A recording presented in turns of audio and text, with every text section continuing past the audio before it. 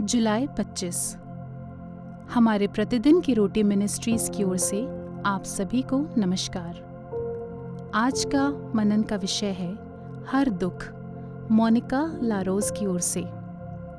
पवित्र शास्त्र का भाग प्रकाशित वाक्य 21, 1 से 6 तक। फिर मैंने नए आकाश और नई पृथ्वी को देखा, क्योंकि पहला आकाश और पहली पृथ्वी जाती रही थी और समुद्र भी ना रहा।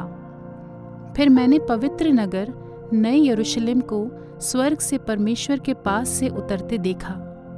वो उस दुल्हन के समान थी जो अपने पति के लिए श्रृंगार किए हों। फिर मैंने सिंहासन से किसी को ऊंचे शब्द से ये कहते हुए सुना, देख, परमेश्वर का डेरा मनुष्य के बीच में है। वो उनके साथ डेरा करेगा और वे उसके लोग होंगे, और परमेश्वर आप उनके साथ रहेगा और उनका परमेश्वर होगा। वो उनकी आंखों से सब आंसू पोंछ डालेगा, और इसके बाद मृत्यु ना रहेगी, और ना शोक, ना विलाप, ना पीड़ा रहेगी। पहली बातें जाती रहीं।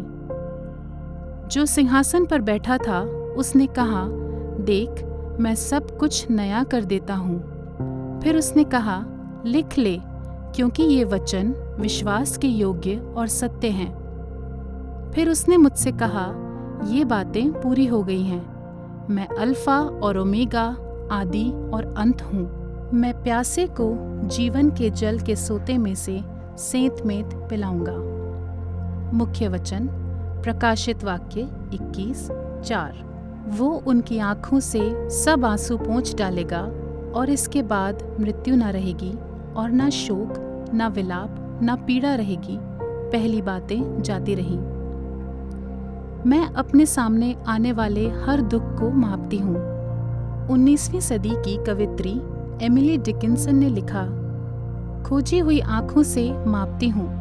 मुझे आश्चर्य होता है कि क्या इसका वजन मेरे जैसा है या इसका आकार आसान है।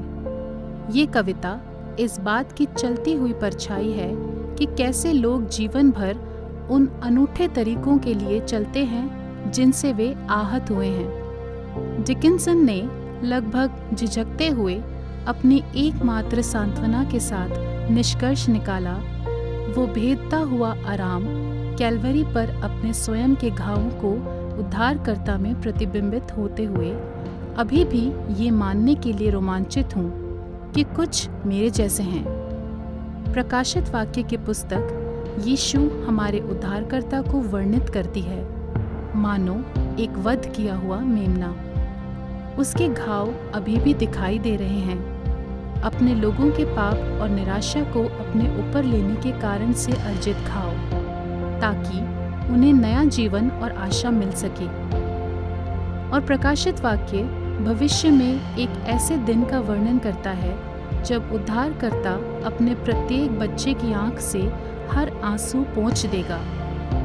यीशु उनके दर्द को कम नहीं करेंगे, बल्कि वास्तव में प्रत्येक व्यक्ति के अनूठे दुख को देखेंगे और उसकी देखभाल करेंगे। उन्हें अपने राज्य में जीवन की नई उपचारात्मक वास्तविकताओं में आमंत्रित करते हुए, जहां न मृत्यु रहेगी और न शोक, न विलाप, न पीड़ा रहेगी, जहां चंगा करने वाला जल बहेगा, जीवन के जल के सोते में से सेंतमेंत।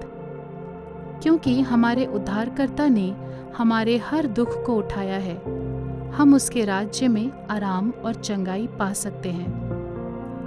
अपने वास्तव में अपने दर्द को कब महसूस किया है? कठिन समय में परमेश्वर ने आपको कैसे सांत्वना दी है?